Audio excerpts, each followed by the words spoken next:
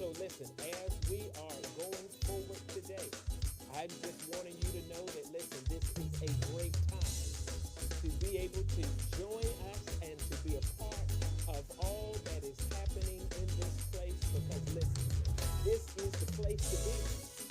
This is the place to be. And because this is the place to be, let me just... Because I want to make sure that we are live and direct. This is a live broadcast. This is not a pre-recorded. This is a live broadcast, which means that, listen, as we are delving into what it is that we're talking about today, that you have the opportunity to be able to ask questions. You have the opportunity to engage with what we're going to be talking about today. And so, listen, I am excited. I'm thrilled. And because I'm thrilled, I'm hoping that you're thrilled. And listen, I want you to be able to take this time out to now invite people. That's right. I'm telling you, I think that what we're going to be talking about today is so enriching, is so powerful, is so important that you want to make sure that you bring people that you know. Now, listen, we're going to be talking about marriage boundaries, but I promise you, with the concepts and principles that we discussed today, those things are going to be even applicable to other relationships. But I want to really focus in on marriages today. And so listen, go ahead and invite, bring people, share this link if you're on YouTube. Listen, you can put people's name if you're on Facebook, put their name in the chat log so that they can go ahead and be a part of what it is that we are discussing today. I'm excited. I hope that you are thrilled. Some of you may be joining us for the very first time. We thank you for tuning in and being here with us. Some of you are returners, which means, listen, you've been here before. And so, listen, hey, you know how we do things here. And I'm excited about you participating, not just listening, but I'm looking for you to participate, which means, listen, ask questions. How do we participate? You've got to be on the Life Empowerment Facebook page or the Life Empowerment YouTube channel. Those are the one or two places that I would be able to see your questions. I know that, listen, different people are running watch parties on Facebook. You may have shared this link from YouTube and somebody else may be watching. But I'm just telling you that, listen, the only way I can see your questions is for them to show up in those two locations. So I just want you to know that here from the beginning. Also, I want to share a little bit of other things with you. And here's what I want you to know, that, listen, today we're talking about boundaries. We're using this book called Boundaries. You can see that book here on the screen. Let me pull it up for you so that you can see a version of that book. And this is one version of the book. There are two versions. So we're talking about boundaries from this particular book, the older version.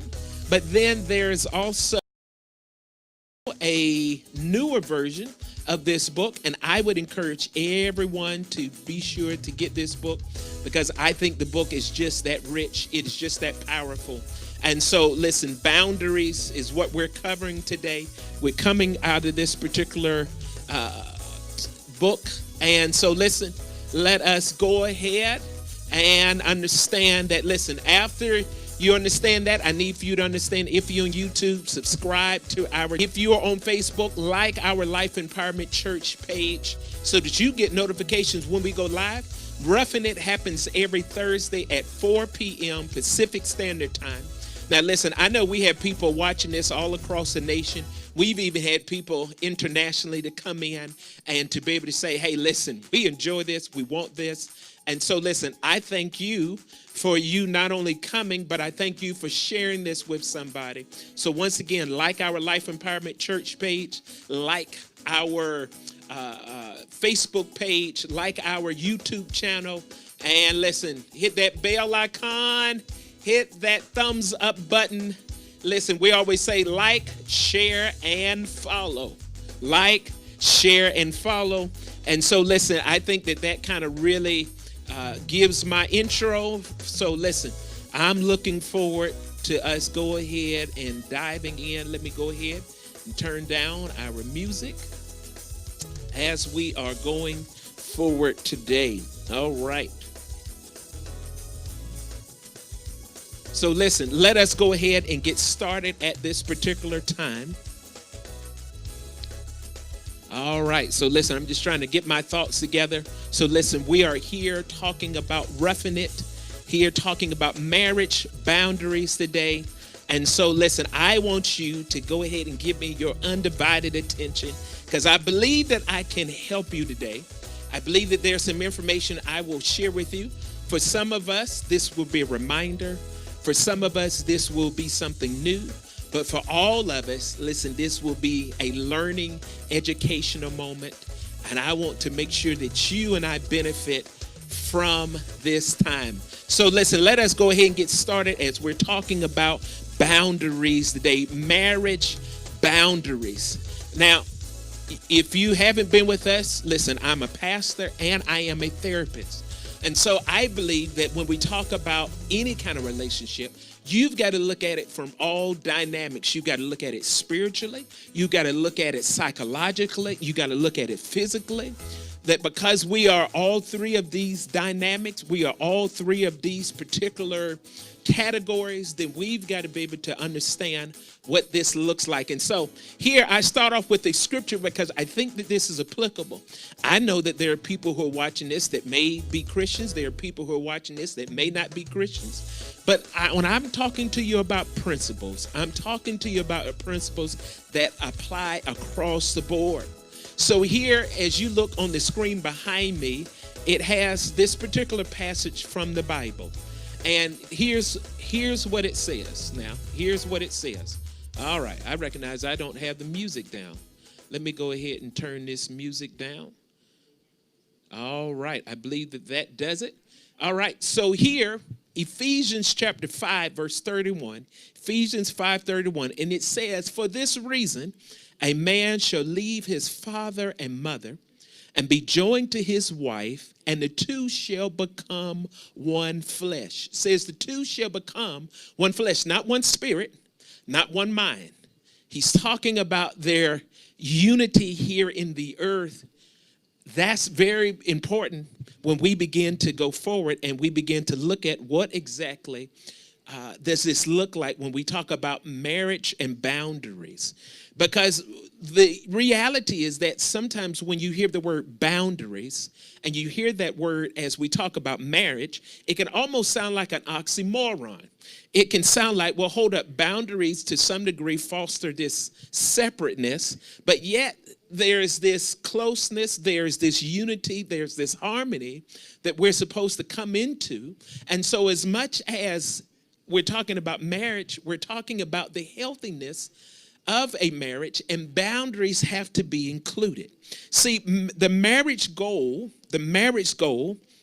is to give up the separateness, but at the same time, it is to become one.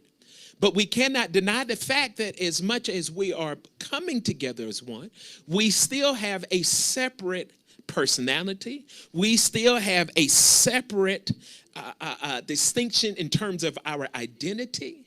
And as much as those are coming together, that identity part, the reality is that our personality is different. And so therefore, setting and receiving boundaries with our spouse can lead to a much greater intimacy. Now, when I'm talking about intimacy, I'm not talking significantly or solely about sex.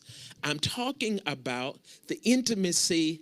It is the heart. It is us coming together and forming that oneness so that there is a unity that happens emotionally. We're talking about a unity that happens mentally. And so notice now, when we talk about boundaries, one of the things that we have to talk about is whose role, whose responsibility. Whose role and whose responsibility. So when we're getting into this whole concept of marriage and boundaries, see, you and I have to understand that some duties one spouse completes. Some duties the other spouse completes. But then there's some things that we do together. It is not all of one. It's not all that one is trying to do. It is us recognizing that there are some distinctions in our roles and responsibilities. But then there's also this sense of us coming together and we're doing some things on one accord. So when a person marries, individual responsibilities, listen, doesn't dissolve. Individual identities aren't lost.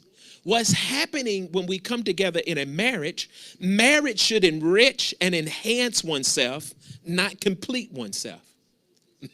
Now listen, I'm going to say that again. I think it's just that important. Marriage enriches and enhances oneself, not complete oneself. See, when I come to the marriage, when I come to this relationship that we call marriage, I'm coming with a certain level of completeness. Now, you don't hear that being discussed a whole lot. And sometimes, even though we may have understood that, okay, this other person doesn't complete me, the reality is if I'm marrying somebody and there's some significant incompleteness in me, that I'm telling you, without sometimes being consciously aware, we're going to look to that person to fulfill deficits that they were never commissioned, they were never called, they were never designed to be able to fulfill. Let me give you an example. If I'm still trying to find myself and I marry someone else, what I'm bringing to the marriage is incompleteness, but what I'm hoping to get out of the marriage is completeness. See, if I have low self-esteem or I have low confidence, more often than not. Now, granted, there are times in which some of us can fall into this category from time to time. But I'm talking about when there is more of a continuation of low self-esteem and there is more of a continuation of confidence or a deficit in confidence. And now I marry someone. There is a high probability that I'm going to look to this person to fill this deficit. And this begins to create boundary complications, boundary violations, because now I'm not bringing something to the marriage to enhance and enrich it. I'm bringing something that's going to bring it down and not take it up. And so therefore, this deficit that I bring is a drag on the marriage. It is a burden on the marriage. And the reality is that when we understand that the two become one, this becomes a burden. Now the other person has to carry, not because they're designed, not because they're called, not because they're equipped, but because they are now bound through the marital bond that now requires them to carry weight that, listen, marriage was not designed to carry. And I'm telling you, it will put unnecessary burdens. It will complicate roles and responsibilities. And it will make it seem like somehow there's a deficiency in the marriage. And the reality is that there is a deficiency in the person. And because I'm married to this person that has this deficiency, it is now impacting our marriage. And so this is why when we're talking about marriage and boundaries, we have to understand that there is a certain level of completeness that one needs to bring to the marital bond, to the marital relationship, so that we can grow from there, we can develop, we can cultivate, but we're building it upon a good, strong foundation. So listen. When we get into talking about whose role and whose responsibility, we're talking about who's doing what. Who's balancing the checkbook? Who's responsible for these household chores? Who's responsible for washing dishes, putting away dishes? Who's responsible for grocery shopping? Who's going to do these things? When I meet with couples, especially premarital couples, and we're going over how do we prepare for marriage, this is one of the areas, one of the categories that I really delve into, because once again, often we come to a marital relationship thinking certain things, hoping certain things, sometimes wishing certain things. But really what we need to have is clarity around these things. And so I begin to often help couples work through sometimes these areas that they don't even sometimes recognize, that they have expectations that haven't been communicated. They have desires that have not been put words to, and so therefore they're setting themselves up for a failure. And I listen, and then there are times in which I have helped couples after the fact, and they now recognize that because of these challenges that they now have, because they have a mix-up of roles, and it begins to create boundary challenges. Now here in the book, it begins to talk about, now remember, we're using this book, Boundaries, as a platform. And so in this particular chapter, it begins to talk about personhood trespasses. Now, I thought that was quite interesting, personhood trespasses. And what the author is really describing to you and I is that there are elements of our soul that each person possess and can choose to share with someone else. Now listen. There are elements of your soul. What do I mean by your soul? I'm talking about your mind, your will, and your emotions that each person possesses and can choose to share with someone else. Now, it is real key when we say they can choose.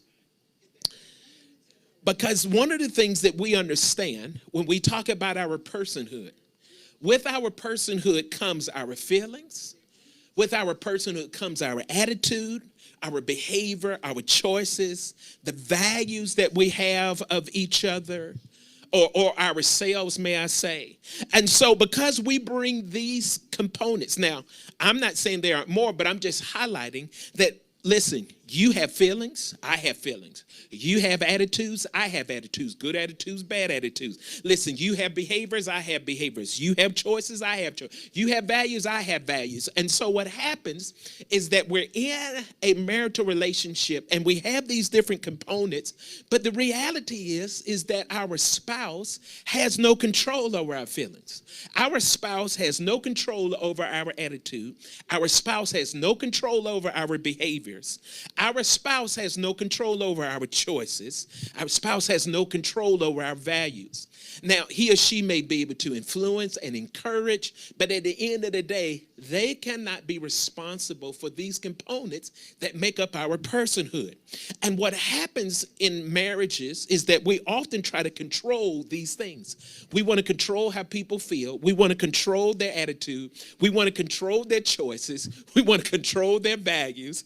And so what happens is that because we try to control these things, we end up violating boundaries with someone because, listen, whenever you try to control these components, you're setting yourself up for failure. You're setting the marriage up for failure. You're setting yourself up for failure. And so therefore, you and I have to understand that as much as these are significant pieces to the puzzle, the reality is that you and I cannot control them. And so what happens is that in the book, he begins to talk about these particular personhood components, but he doesn't go into all of them. And so I just want to talk about two of them. And so one of the two that he talks about when he describes this personhood trespass as it relates to feelings is that, one, you and I have to understand that feelings, now, both men and women, now let me just say this, because sometimes men, we only identify certain emotions. We identify anger, we identify disappointment, we can identify happiness, but some of these other things we don't always identify, yet they still exist. And so the reality is that he highlights that feelings have this good component to the relationship, not just to us as individuals, but to us as in a relationship. And so he says that, listen, when you talk about feelings in a relationship, remember, we're talking about marriage. He says, listen, they promote intimacy between one another. But listen, the responsibility of those feelings is to the individual. And because it helps promote this intimacy, yet both parties are responsible for the feelings that they bring to help promote the intimacy. And so what happens in a marital relationship is that we're both individually responsible for communicating our feelings. Now, that may sound kind of elementary, but I would tell you this is where a lot of times people get in trouble in marriage, because at some point we can sometimes think, well, they should just know. If they love me, they would somehow just be aware of this. If they really care, they would see the signs. They would read my nonverbal behavior. And so we sometimes misconstrue this. But the reality is that because they are my feelings, good and challenging, I have a responsibility to communicate those feelings if I'm going to have intimacy. Now, intimacy is not just all the mountaintop good experiences, but it is also the challenging experiences. Because if your spouse is going through, if your spouse is having a hard time, not necessarily with you, but just in life, and they're not sharing that, I promise you it creates some kind of separateness in the relationship, not physically speaking, but emotionally speaking, and enough of that can begin to dwindle the marital relationship because we're not being responsible for communicating what we are feeling. And so therefore, if I'm sad, if I'm hurt, if I'm lonely, if I'm scared, I have to say something. How many times is it that we do not talk about these things until maybe they've gone to the third tier, they've gone to the fourth tier? And so I start off being upset and sad, but now because I'm not feeling like you're giving me the proper attention and time to my emotions, I may now begin to get angry.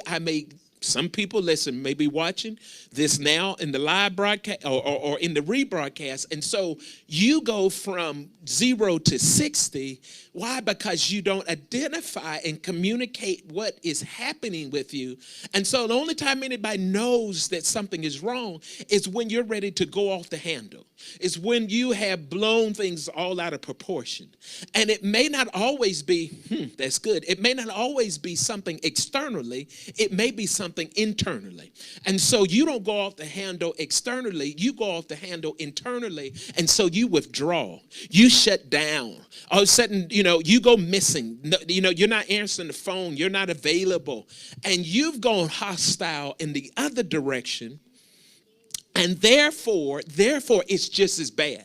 We sometimes only highlight the ones that are the external ones, but the internal ones are just as damaging, because by the time somebody knows that they have did you wrong, or you have felt violated, or somehow they have hurt your feelings, is that there have been so much internal damage that the resiliency, the bounce back, takes so long, not because the problem couldn't be solved, or not because the problem needed that much time, but you needed that much time because you did not communicate when you were feeling what you were feeling within a certain proper time frame, so that there can be enough intimacy but in the relationship. Why? Because feelings are a signal. Why? They're telling us that something is needed somewhere.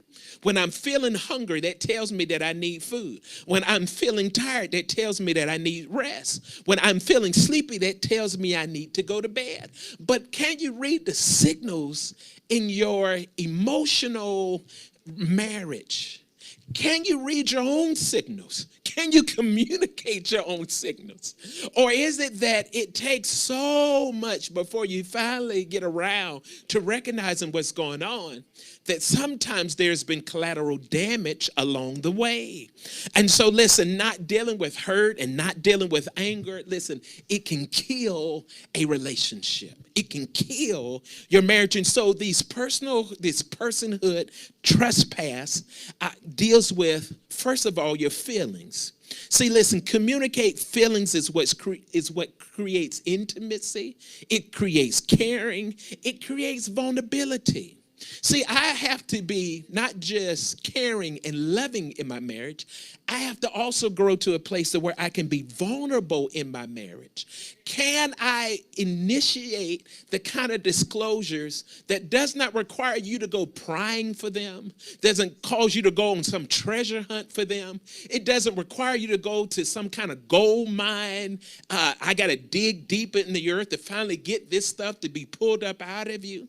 See, as much as I am withholding positive or negative, I am also limiting the kind of intimacy that is available within my marriage. So he talks about these personhood trespasses. And one of the ones he deals with is the feelings. Then the next one he begins to talk about. Now, listen, if you have any questions, once again, I can see you on our YouTube channel, and I can see you on our Facebook Life Empowerment Church page. If you're watching this on a watch party, I won't see your questions, so I ask you to come over to our Facebook page, Life Empowerment Church. And so if you have any questions, I want to be able to talk about those questions in the here and now. All right, so listen, he talks about this next personhood trespass, and this is where he talks about desire. And he says that when you understand what desire means, without making it complicated, just to make it real simple, what do you want? Your desire is nothing more than what do you want? All right, and so when you recognize desire, now we're talking about marriage. We're talking about a marital relationship, right? You and I, as individuals, listen, are responsible for getting what we want or what we need in our marriage, in that relationship. You and I are responsible. As individuals, I'm responsible. Now, once again, I cannot force somebody to do something, but I need to do everything I can to make that information known and available so that that person has the opportunity to respond. And so when I have desires, talking about marriage, right, it's my responsibility for making those things known. When we don't receive what we want, we are often disappointed and sometimes hurt. But here's often the challenge. In a marriage, in a relationship, when we don't get what we want, we sometimes punish the other person. We punish the spouse. Why? Because we blame them for our disappointment. Because we say, well, you know, somehow you're responsible. And to some degree, there may be some truth to that depending upon the scenario and situation and all the details. But I'm just saying in general, what happens is that we are disappointed. And because we are now disappointed, we now sometimes fail to take responsibility for what went wrong. See, if I'm only pointing the finger at you and I'm only looking at you as the reason why I'm feeling what I'm feeling, and I'm having the kind of disappointment that I'm experiencing, without me really looking at it, there may be some things that I have helped to contribute to the downfall, to the lack of that desire being fulfilled. And the reality is that this can be a trespass. I have violated the boundary regarding my own emotions. I violated the boundary regarding my own desire, and therefore I've got to be able to look at not just what I want, but why is it that I'm not getting what I want in my marriage so that I can begin to get that thing met? Because if I'm not getting it met, I've got to be able to look at my marriage and say why, and look and ask that question, why? Is it solely their fault? Or is it a combination of the two? Now, he begins to get into this next part where he talks about relationship trespasses as it relates to conflicting wants. And this is backdropped against this whole idea when you're talking about the feelings and you're talking about the desires, because in a marital relationship, you have to remember now, right? We're responsible for getting what we want in our marriage. We're responsible for getting those desires and those feelings, all those things. We're responsible, right? So we can't always blame the other person when things do not come down the way that we are expecting things to go forward. And so let me give you an example. Now, my wife isn't here today. She's on another assignment. But I think I can tell this story objectively. And so listen, when we were in premarital counseling, I had told my wife, my fiance at the time, I had told her, I said, listen, I've grown up in a home where, listen, I am used to getting meals cooked. I mean, my dad cooked most of our meals. And so I have been maybe spoiled. I could agree to that. By having meals cooked by the time I came home from school, meals were cooked. There was a point after college, I lived with my parents. Before we were married, meals were still cooked. And so you get into the habit of of being able to have meals at a certain time. Well, I communicated this in premarital counseling, told her, hey, here's what I'm expecting. There was an agreement. So I'm thinking, hey, we're good to go. And then we get married. And now I'm living here in California, and I'm coming home from work, and listen, there are no meals, man. Let me tell you. You talk about desire. You talk about feelings. I'm feeling a sort of way, and I'm definitely thinking a sort of way. And and so I'm trying to figure out why I mean, this was clear. What is the problem here?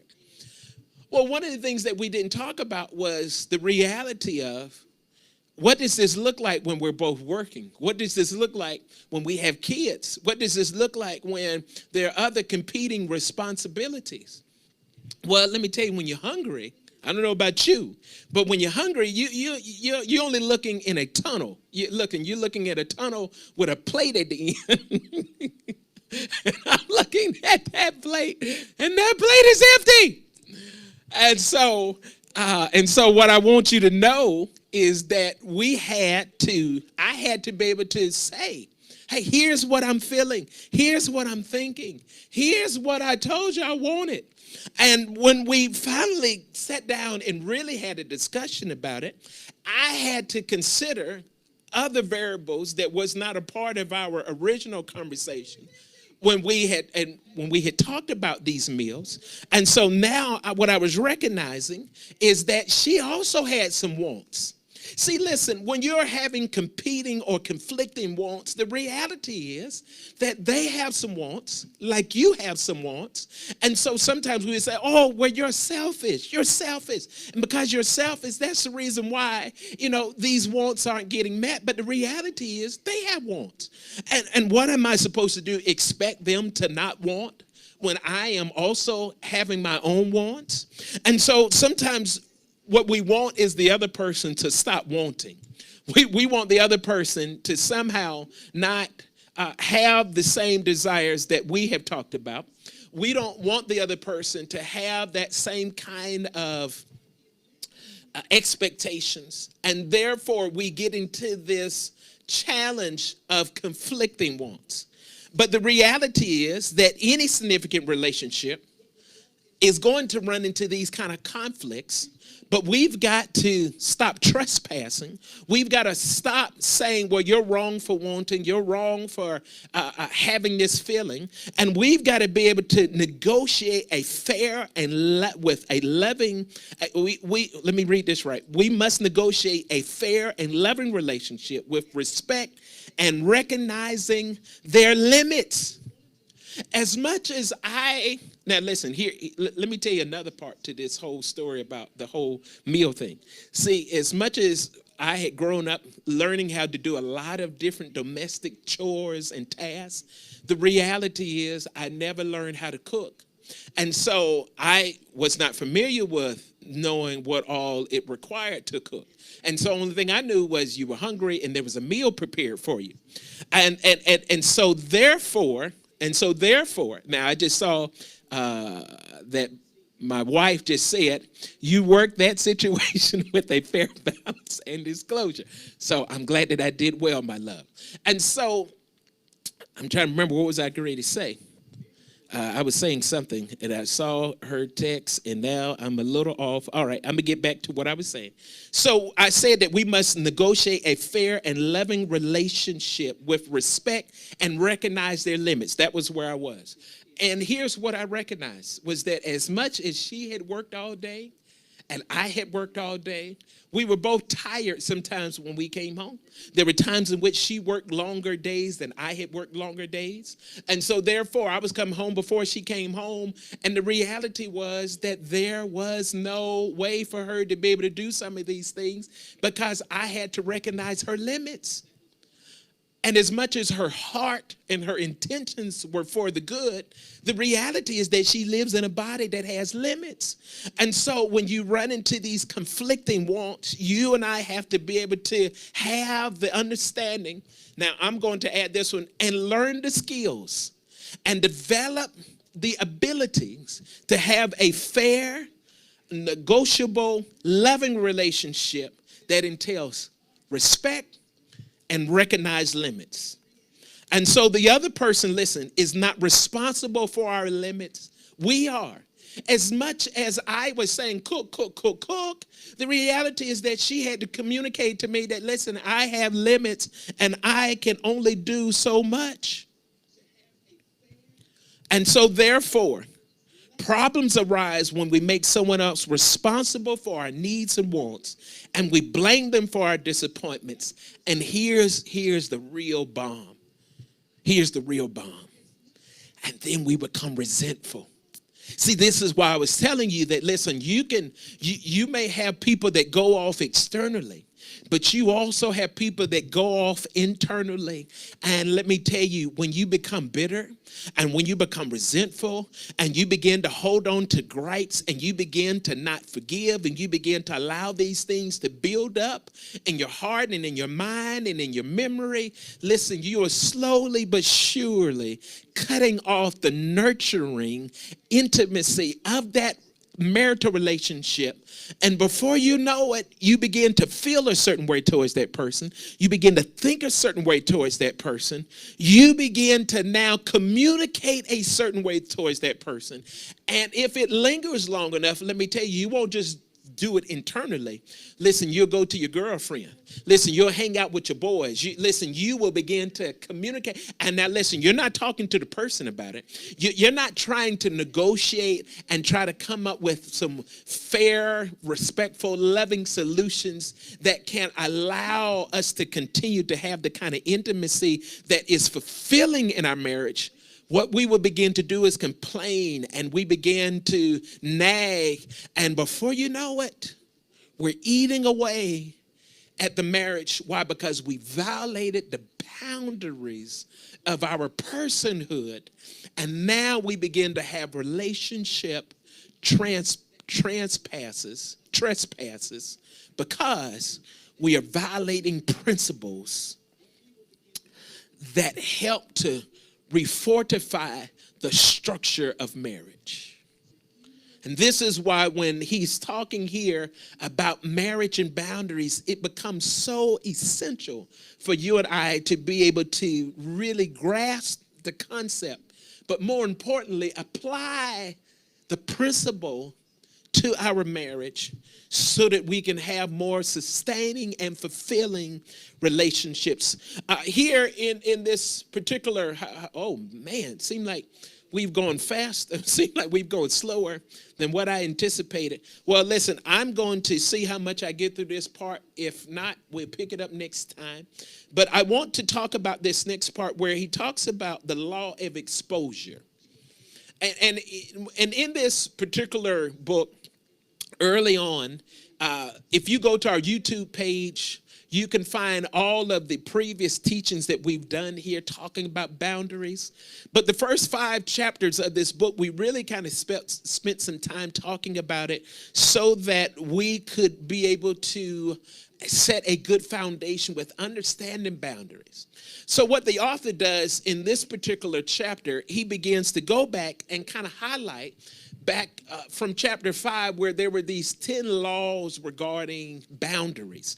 And so what he's doing now is highlighting not all of those 10, but he's highlighting some of those 10 as it relates to marriage. And so here, but let me just say this about the book. The first 6 chapters really set a foundation for understanding boundaries and what that looks like across the board. And then the next set of chapters, they begin to take that foundation and those principles, and they begin to show you what they look like when you get into different types of relationships. So we've talked about boundaries as related to friends. We talked about boundaries today as it relates to marriages. Next time, depending upon how far we get along, we'll talk about boundaries as it relates to children. And so here, and if you want to kind of go back to that particular chapter 5 where we talked about those 10 laws, we didn't go over all of them. Our goal is not to go over the entire book page by page. What we're trying to do is to take so much out of each chapter, talk about the things that we deem to be pretty relevant for the time that we're here today, and then to be able to take questions if you have questions, but to hopefully expose you to the kind of principles and concepts that the book is talking about so that you might, 1, read the book, 2, you might even get the workbook, but that this will enhance and enrich your relationships. Remember, Ruffin is about relationships across the board, professional, personal, family, marriage. We cover a slew of things here. And so we've just been talking about this book, Boundaries, for the last few weeks. And so here, when he talks about this law of exposure, this becomes very important. Man, I thought this was so rich. He talked about passive boundaries. And he says, when you talk about passive boundaries, these are not healthy boundaries. These are boundaries that are borderline unhealthy, because this practice too far and too wide and too deep will ultimately create destruction in your marriage. And so he's saying in these passive boundaries, these are people that have good attempts to try to bring back healthiness in their marriage, but sometimes they're not really equipped or knowledgeable enough to know how to go about doing it in the right way. So they kind of just do what maybe they have seen or maybe what they have experienced or what they think may get the person's attention. And so he talks about these passive boundaries, and he says that with passive boundaries, you will have things such as withdrawal. You'll have triangulation. You'll have pouting. You'll have affairs. You'll have passive aggressive behavior. Now, you may say, well, what do you mean by all that? With somebody that is withdrawing in a marriage, they're upset, they're mad, they're hurt, they're disappointed, frustrated. They're trying to somehow go about getting a relief by hopefully helping you to somehow, quote, get the message by recognizing that they're withdrawing. But the reality is that this is not really healthy, because the reality is they may not be reading the cues that you think are the cues that you're giving them. And so therefore you become more upset, you become more frustrated because the person doesn't seem to be getting the message. But the reality is this is not really a helpful boundary. This may be a good way to start having a conversation, because you need to have a conversation with you first, and so you need to withdraw. But if you're trying to withdraw because somehow you're trying to deal with something that is painful, problematic in your marriage, withdrawing is not the answer. He talks about triangulation. What is triangulation? Triangulation is basically when I don't come to you to tell you about the problem. I go to talk to somebody else, and then that somebody else may come and tell you about the problem. So, I may go and talk to your mom, and your mom comes and tell you. I may go and talk to a friend, and because we may share mutual friends, the friend now comes to tell you what I told him or her, and now all of a sudden we have a triangulation. We have three parties. Sometimes this can grow as big as families, and so you have multiple parties, but the concept is still the triangulation. And this is not healthy, because the reality is that if I'm going to, once again, not violate the personhood and not trespass personhood, the problem is not with the friend. The problem is with the spouse. I need to go tell the spouse what's the problem. Now, it's nothing wrong with getting counsel, maybe bouncing some things off somebody that's going to give you some good feedback. But the ultimate goal is that this is just that, a place to be able to get some good information so that I might know how to come to you, not to avoid coming to you. And so then you get sometimes this pouting, because you know what, I'm just trying to get your attention. I'm just sad, but I'm not telling you what's wrong. And listen, and sometimes affairs, sexual affairs, emotional affairs, listen, it is nothing more than a person not understanding how to really deal with the issues. And so they are working out their issues in an unhealthy way, in a non-productive way, but sometimes that is nothing more than just them not having the skill sets or the inner ability to be able to really deal with issues. Passive-aggressive behavior, same thing. I'm hoping to get your attention because I'm doing something that hopefully will irk you, will irritate you, but the reality is, the person 9 times out of 10 doesn't connect the dots because they don't know what's going on with you. And so therefore, this is why these things practice can eventually lead to destructiveness in a marital relationships. That's why boundaries, listen, have to be communicated verbally. They have to be communicated with actions.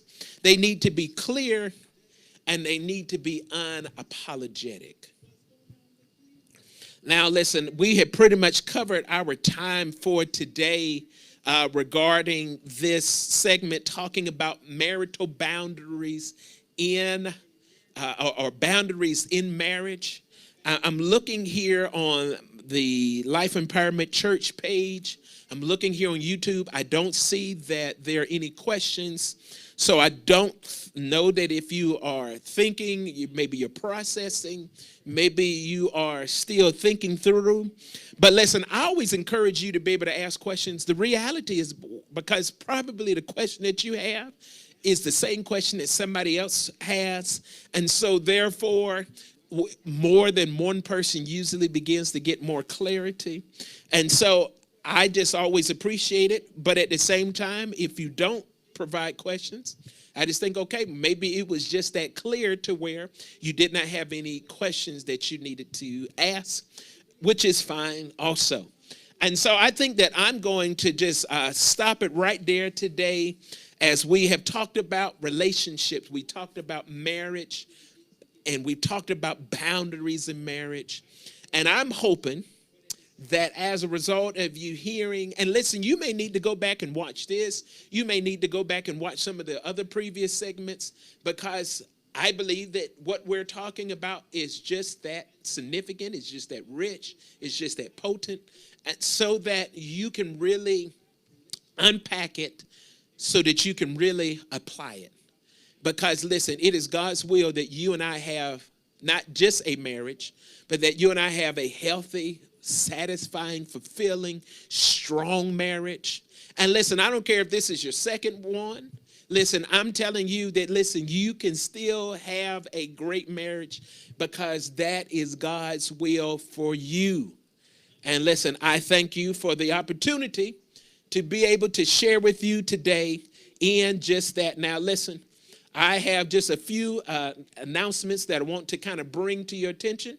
So I had a few more slides, but listen, I'm going to go ahead and get past those. And so listen, here, want to remind you again, if you're watching this on YouTube, please make sure that you are subscribing to our YouTube channel. Make sure that you are hitting the icon on our YouTube channel. Because, listen, we want you to be aware when we go live. We want you to be right here to participate. And so, listen, I thank you for doing just that. If you are watching us on Facebook, please make sure that you are liking our Life Empowerment Church page. Listen, make sure that you're following us. We always say, listen, like, share, follow, and I'm going to add another one, comment. Now, I didn't see any comments today, but listen, I'm hoping that next time that, listen, you'll put some comments in here because I like the engagement. I like the interaction. A few other things that I want to remind to you that, listen, because this is brought to you by Life Empowerment Church, listen, we thank you for supporting Life Empowerment Church. We thank you for supporting us for this segment. Listen, it probably takes me 4 to 6 hours to prepare for this hour segment. So, listen, this is nothing that we just kind of do on the drop of a dime. This requires a lot of preparation so that you can have the information that is going to help you. So listen, we just ask that if this has been a blessing to you, please make sure that you support Life Empowerment Church. Listen, here's our Cash App that is on the screen. Listen, if you like to do PayPal, listen, we have PayPal right here on the screen for you. Listen, we also, listen, encourage you that if you would like to, let's say, mail in, maybe you like to do a money order or you like to do a check, then listen, here is our address. That information is right here on the line. And listen, we just want you to know that you can also go to our website and you can donate right there. Listen, we also want to let you know that, listen, we are available. If you find that what we're talking about here, you're saying, listen, I need a little more help. I need some assistance outside of this time. Listen, we want you to know that, listen, we are right here to help you. And so you can get in contact right through YouTube or Facebook, or you already have our mailing address, but listen, you can just let us know. And listen, we also want to remind you that, listen, here is for all the men, I want you to be aware that we have a Man Cave Monday coming up. That's going to be October the 12th. It's on a Monday, 6 p.m. Pacific Standard Time. Listen, I'm going to be talking to the men about kingship. Now, this is part 2. And listen, I'm telling you, it was so powerful the first time that we had it. It was absolutely just rich. So listen, women, if you know a man, it doesn't matter his status. This is not about relationship. This is about kingship. Listen, there's maleship, there's manship, and then there's kingship. And I'm telling you, it's so rich. So I'm encouraging you to make sure that you would invite and bring some other man to this event. Women, invite them. You got the information there on your screen. And so, listen, I'm looking forward to seeing you there. Listen, we are letting you also know that we have our noonday prayer that is happening tomorrow. That's Monday, Wednesday, and Friday. Happens through the week, 12 p.m. Pacific Standard Time. And so, listen, Pastor LaTerra will be heading that up. But actually, I think this Friday I will be doing noonday prayer. So listen, I encouraging you to make sure that you are there. Listen, we want to also remind you that, listen, we have our prayer walk that is coming up here soon.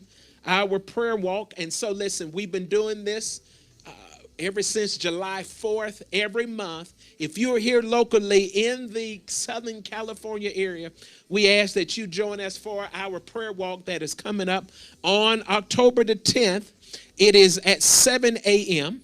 You see the information that is there on your screen. We're doing it at our local city hall. And so, listen, I thank you for praying for us, praying with us. And listen, if you can be there with us, please be sure to be there with us. And so, listen, we just thank you so much for being right here today for Ruffin' It. Listen, we pray that you have had a great time.